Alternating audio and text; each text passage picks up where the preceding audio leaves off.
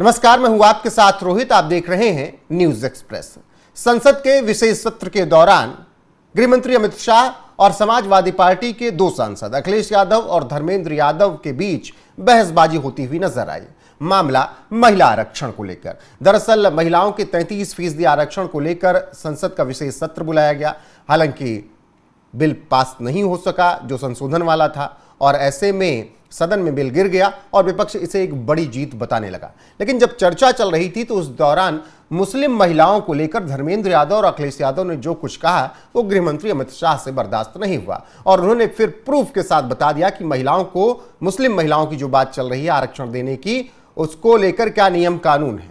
मजहब धर्म के आधार पर सुप्रीम कोर्ट ने खुद कहा है कि किसी को आप आरक्षण नहीं दे सकते। संविधान ये बात खुद कहता है।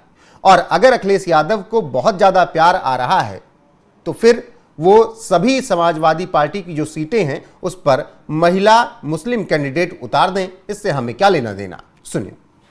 अध्यक्ष महोदय अनडेमोक्रेटिक बात माननीय मंत्री जी ने कही। हो सकता है उन्होंने धर्म की बात कही हो, लेकिन पूरा देश आदि आबादी को आरक्षण चाहता है।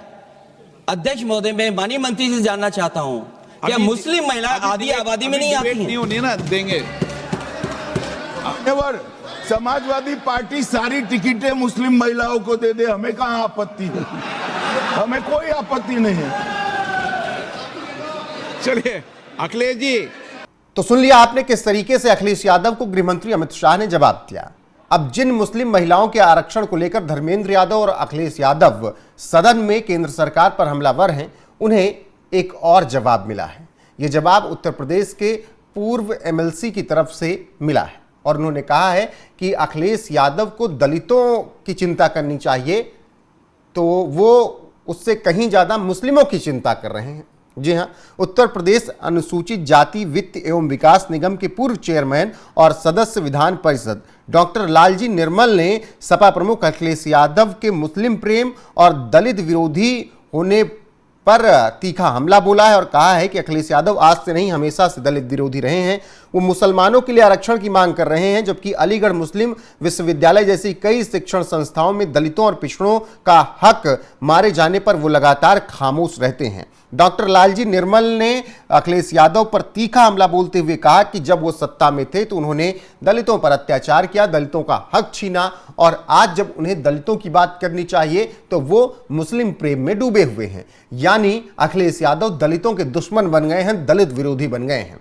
डॉक्टर लालजी निर्मल ने अपने बयान में कहा, सत्ता में रहते हुए अखिलेश यादव ने यूपी में दलितों के आरक्षण और दलित निवारण अत्याचार अधिनियम को निष्प्रभावी किया। प्रमोशन में आरक्षण को खत्म करके हजारों दलित वर्ग के कार्मिकों को डिमोट कर दिया, जिसका अपमान इस वर्ग के अधिकारी और कर्मचारी अब भी सहन कर रहे हैं। अखिलेश यादव को तो अल्पसंख्यक संस्थाओं में भी दलित और पिछड़े वर्ग के आरक्षण की मांग करनी चाहिए, लेकिन इससे ठीक उलट वो मुस्लिमों के आरक्षण की मांग कर रहे हैं।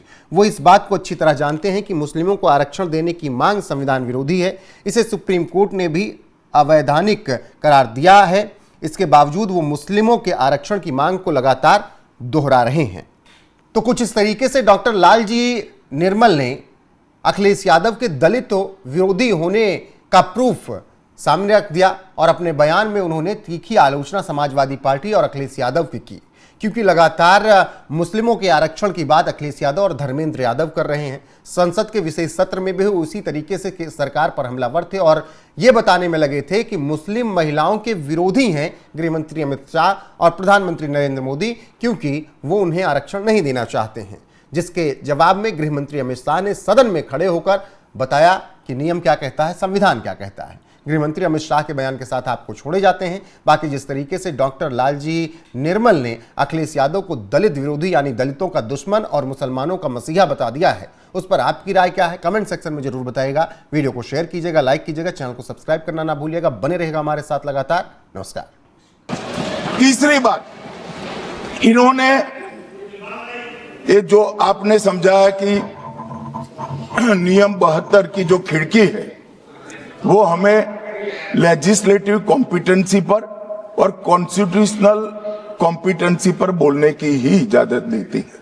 वो खिड़की का उपयोग कर धर्मेंद्र यादव जी ने एकदम गैर संवैधानिक बात करी, मुस्लिम महिलाओं को आरक्षण की। मान्यवर, हमारा संविधान किसी भी प्रकार के धर्म के आधार पर आरक्षण की कतई मंजूरी नहीं देगा।